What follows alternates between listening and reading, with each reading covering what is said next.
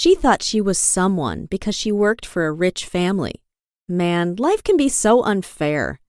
I'm Avril, by the way, and I clean toilets for a living. But what can you do when your family is dirt poor and can't afford to let you finish high school? This was the only job I could get without doing something that would get me in trouble or affect my family. And yet, Marissa landed on this big job, and now she won't even acknowledge my existence. We used to be best friends. She comes from a poor family too, but it's not like she'll acknowledge that. She doesn't even speak to her family anymore because she's too ashamed of them. The first time she came to the cafe I work in, I tried to hide, but she saw me and gave me the biggest smirk I've ever seen. I wanted to curl up and die. She even flicked her hair as she walked out. And then she started coming every day. At around 9:30, she'd march in with the 2 kids she looked after and order a whole bunch of stuff. And then, in a loud, fake voice, she'd say stuff like, "Oh, you little darlings, are you excited for Paris this weekend? I certainly am." So I did the next best thing. I spat in her coffee. And then I came up with a plan. I started watching her closely every time she came in and got to learn her little routine. Every morning after her coffee, she'd go to the bathroom. It was always exactly at 10 a.m. And then I remembered she's diabetic and had to take her insulin. One morning at 9:50, after she'd ordered her coffee, I ran to the bathroom and started waxing and polishing the floor. I made sure it was super slippery, and then I quickly came out to watch. To my absolute horror, the little boy stood up and said he needed the toilet and asked Marissa to take him. No, this wasn't supposed to happen. They started walking towards the bathroom, and I went into full-blown panic mode. And then, thankfully, Marissa's phone started ringing, and she ran to get it, and the little boy shouted that he'd go into the boys' bathroom instead on his own. I was so relieved. I actually let out a proper sigh. I watched as the clock ticked towards 10, and then, like clockwork, Marissa got her insulin out her bag and went to the bathroom. Jackpot. Straight away, there was a huge crashing sound, and I almost jumped for joy. Hopefully, she'd have broken her legs, and then she couldn't work, right? I never wanted to see her smug face in this cafe again. But she didn't break her legs. It was much worse than that. I ran in there, and she was lying flat on her back, completely unconscious. Oh, God. What if I'd killed her? The kids started screaming and asked me to call their mom, and then the boy gave me his phone. My gosh, the kids even had their own phones? I called her and asked her to come quick, and then I called an ambulance. There was no one else in the cafe. Even my manager was out running errands, so I quickly ran to Marissa's bag and dropped something inside. When the mom arrived, I couldn't believe it. She looked like a supermodel. She thanked me for calling her and asked if she could call Marissa's mom to let her know what had happened. Before I could even reply, she started digging through Marissa's bag, and that's when she found it. A bag of peanuts. The kids were allergic to peanuts, like majorly allergic, so I'd stuck a bag in there as part of my plan. The mom was horrified and asked the kids if they were okay. Then I asked what was wrong, and said that Marissa always had peanuts and drank almond milk in her cappuccino every day. The mom gasped and grabbed her kids into a big hug. The ambulance finally arrived, and the paramedics were shocked. They said they didn't know when she'd regain consciousness, and so I turned to the kid's mom and said, "Hey, I can look after the kids in the meantime if you want, just until Marissa is back on her feet." Then you won't believe it. The mom looked at me and said, "That girl is going nowhere near my kids ever again. She could have killed them with these peanuts." "Okay, when can you start?" Then she asked me if I had any experience with kids, and I showed her my portfolio. I'd printed a whole bunch of photos that I'd photoshopped of me and this fake family that I'd made up. She seemed impressed, but then she suddenly looked confused. "But why are you working in this cafe if you have all this experience?" she asked. I told her my family owned the cafe, and then she relaxed a bit. Thank God she offered me the job, because when my manager came back, he fired me on the spot and said he could be sued because of me. But I told him I was about to quit anyway and said, "See you later, loser," as I skipped out of there. I was about to start a new life, and I couldn't wait. I started the very next day, and the minute I approached their house, I thought I was dreaming. It was huge. The kids actually seemed excited to see me, and that first day went well. I had to totally fake it until I made it, but it seemed to work. We hung out by their pool all day, and I taught them some basic swimming skills, and their mom was so impressed when she found out. Then one day, the mom asked me if I could join them on a weekend trip to Paris. Luckily, I'd applied for my passport as soon as I started working for them, because I'd been waiting for this magical moment. So I decided to create a fake social media account. I had to document this. I was going to Paris, for goodness sake. After that, I made sure to wear lots of perfume. By the end of the trip, I had like 1,000 followers on social media. I always filtered out the kids as I didn't want the family finding out I was pretending to be a rich girl.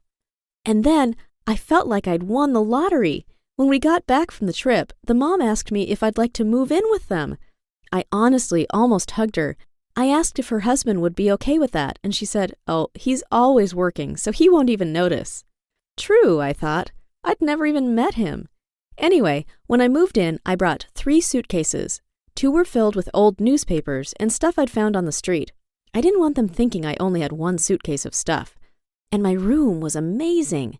I had a view of the whole city and my own balcony. That first night, I lay there pinching myself. How was this all real? The next day, I noticed my followers had almost tripled, and I had a message from a guy asking me if I was single. My heart started thumping, and I did something crazy. I told him I was going to have a house party that night, and did he want to come and bring some friends? The mom and kids were going to visit their grandma, and she'd asked me to house sit. Of course, I said yes, and as soon as they left, I messaged everyone I knew, including all my followers, and invited them to my party. I started snooping around in the dad's study and realized he was involved in some kind of illegal business. Interesting, I thought. And oh my God, the party was epic. There must have been at least 100 people there, and I even wore some of the mom's clothes so that I could look all fancy. The guy who asked if I was single came, and he was so hot. At around midnight, I asked everyone to leave in case the cops came, and everyone actually listened to me. No one had ever listened to me before like this. I asked the guy to stay behind, and we started making out on the sofa. I felt like a total queen. Suddenly, though, we heard voices. I thought maybe someone had forgotten something, but then I realized it was a familiar voice. It was Marissa. What was she doing here? I quickly put my clothes back on, and me and the guy dived behind the sofa. Marissa wasn't alone. She was with a man. "See, I told you something was going on. That girl your wife hired is a fraud. And look what she's done to your house. You better call the police." Aw, geez, she was with the dad. But why was she with the dad? And then I heard something disgusting. They were kissing. But I was not surprised. I have seen them do worse things before, and I filmed them, but never showed the video to anyone. "Stop. We can't do this anymore. What if my wife finds out?" the dad said. And then you won't believe it. The mom and kids arrived. I was officially trapped. I was right by the door, and the kids saw me straight away. The mom started screaming at her husband and Marissa. They'd been caught red-handed. But so had I. I stood up, and the guy I was with ran out the door. Then Marissa started shouting at me, saying I'd given her brain damage, and then the mom was screaming at Marissa, and the little boy said, "Oh, I saw Daddy kissing Marissa lots of times before, Mommy." I thought I'd be in deep trouble about the party, and that they'd call the police. Marissa was shouting that I was a fraud, and even played a video of me that she'd got from the cafe, showing how I'd deliberately planted the peanuts and caused her accident. But the mom didn't care. She was more horrified about what her child had said. But then, her husband managed to convince her that nothing was going on between him and Marissa, and he started blaming me for this mess. But just when he was about to fire me and call the police to come and arrest me, I told him that I need to talk to him on the side for a moment. When we went into a separate room, I tried to seduce him, but he wouldn't go for it, and he started yelling at me. But then, I pulled out my phone and I showed him the tape I had of him and Marissa. He was sweating as he looked at my screen. "How do you have this video?" he asked. I was in control now. I told him that if he tries to make any more moves on me, like calling the police, I would leave his wife no place to doubt that he was cheating on her. He started begging me not to do it, but then I told him, "For $1 million, I won't." He quickly said no, but then I was like, "You know what? Let's make it 10 million. He asked me if I was crazy, so I acted like I was about to send it.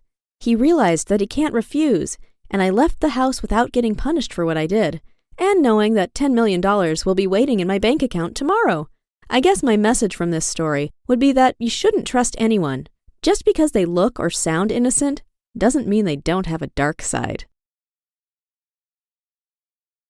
Hi, I'm Brittany, and my sister is officially a doll. A freaking plastic doll. All thanks to my crazy parents who had adopted her as their daughter. My parents' craziness had gotten me in so much trouble at that point that I ended up standing on the bridge with my hands in the air and the police in front of me. One officer grabbed my arm hard and put me in handcuffs. What was going to happen to me? I started to sob. I wanted to explain that it was all a misunderstanding. It hadn't been real, but it was like they didn't even hear me. They slammed the car door behind me, and just like that, I was on my way to jail. But how exactly did I end up in jail? Well, I'm an only child, but I wasn't always. About a year ago, my mom was pregnant. She was so excited that I was going to have a little baby sister. Unfortunately, our excitement was crushed when my mom went into labor after 7 months. My parents sat with me that day and explained that there was a high chance my sister won't survive, and it was very hard on me to accept. But I did. When I saw my little sister in the hospital, she was too tiny. She hadn't developed enough, and, well, we lost her. After she passed, I was crushed. It seemed like life will never go back to the way it was. But during all of that, my mom did something unbelievable. I came home one day to find a baby on the table. A freaking baby! I yelled to my mom, asking her what was going on. When I got up to the baby, I realized the truth. It wasn't a baby at all. It was a doll that looked real. It was so realistic, I had to touch it to really make sure my mom hadn't kidnapped a baby and plopped it onto our kitchen table. I asked my mom, what was this doll doing here? And she just laughed and said, "What do you mean? That's your baby sister." My mom then scooped up the doll in her arms and started rocking it. I could practically feel my skin crawling. She explained to me that she had named her Julia. I tried not to react. I didn't want my mom to feel bad, but my God, was she being creepy. And it only got creepier from there. It started to seem like every time I turned my back, my mom was rocking the doll. She even started talking to it like it was an actual baby. I tried to ignore it, but man, it was hard. I thought it was bad enough that my mom was rocking the doll. But one day at breakfast, Mom was feeding the doll. I just tried to ignore it, so I went to the kitchen to make my own food, since she was too busy feeding a fake baby to make anything for me. But when I opened the cabinet, pretty much the only food was jars of baby food. I seriously couldn't believe what I was seeing. I sat down at the table to ask my mom if there was anything in the house I could eat, and I sneezed. Just a little sneeze from allergies. In an instant, my mom was on her feet, screaming at me. She was shielding the baby in her arms and yelling at me for trying to contaminate her. I yelled at her again that it was a doll, and she grabbed my wrist. I pulled myself away from her. I couldn't believe the look in her eyes. I was so embarrassed and felt so betrayed that my own mother would put her hands on me. And all that over a doll? What was wrong with her? I thought that would be it. I thought maybe after seeing the look on my face, my mom would understand how wrong she was to hurt me like that. But it only got worse. When I got home every day, my mom would make me take off my shoes, and she would make me scrub myself down with this horrible antibiotic spray, all because she was afraid of me contaminating the baby. She even made me put this plastic suit on. It got to the point where I wasn't allowed to even be in the same room as the doll. I couldn't touch my mom. I couldn't eat in the same room as her. I felt like a prisoner. One day, I came home to find my room completely empty. Every single piece of furniture was gone. But Julia was painted on the wall in a pretty font. My mom told me there was too much of a draft in the baby's nursery, and that I would have to move downstairs into the basement where they had been keeping Julia. I seriously couldn't believe it. I was being moved for a doll? I wanted to yell. I wanted to scream. But I was afraid my mom would hurt me again. Things seemed to level out for a minute. For a few weeks, we lived like that. I avoided my mom, I slept in my new room in the basement, and I went to friends' houses to eat. It was bad, but I was a senior. I thought maybe, just maybe, I could push through and graduate, and that would be the end of it. When my senior portraits came up, I would finally have a moment of happiness with my family. What happened instead was a nightmare. I arrived at school to have our family portrait taken. My school has a long-standing tradition of having the whole family involved, and I thought it might make my parents act more normal. Unfortunately, what I got was so much worse. My mom walked into the studio with a baby carriage. I was mortified. All my friends and teachers and their families were standing off to the side, watching my mom wheel this doll in. When we went to pose for the picture, and my mom insisted that Julia had to be in the photo, I started to lose my mind. I told my mom I couldn't let that happen. My mom yelled at me for not respecting my baby sister. I screamed that my baby sister was dead and that Julia was a dumb doll. I could feel everyone's eyes on me. Some were laughing, some were horrified, but me, I was just furious. I couldn't calm down. I picked up the doll and was about to throw it across the room. My mom screamed. I could see her sobbing. She just yelled at me to leave and never come back. I rushed home to start packing my things. I decided to sleep at a friend's house, but when I opened my phone, I quickly saw that wasn't going to be an option anymore. My social media accounts lit up. Someone had taken a GIF of me yelling and made a meme out of it. It was everywhere. People were calling me names. People were posting pictures of dolls on my page and tagging me in them. Oh, it was a flood of bullying, and I couldn't handle it. I tried my best to ignore what was happening. And I kept reassuring myself that when I'm old enough, I was going to leave this madhouse. But then I was shocked to discover that my parents had invited a psychologist to treat me because I wasn't accepting my sister as part of the family. And that was my breaking point. The next day, I heard my mom and my dad come home. I hid in the closet and waited for them to go to bed. I knew what I had to do. All of this was that stupid doll's fault. I had to do something about this, once and for all. Once I knew they were asleep, I rushed into my old bedroom. I picked up the doll. Without giving it a second thought, I raced outside. I walked as fast as I could. If my mom caught me before I did what I was going to do, it was going to be too late. On my way across town, a few people stopped me, excited to see my baby. I snapped at all of them. I couldn't believe everyone thought it was a real baby. I started to panic a bit. I had to get rid of the doll somehow. I had to do something, so it would never be found ever again, so my life could go back to normal. I started to cross a bridge onto the other side of town, but I was stopped when I heard the rushing water underneath me. Now, in retrospect, this wasn't my best idea. But I needed to get rid of that doll.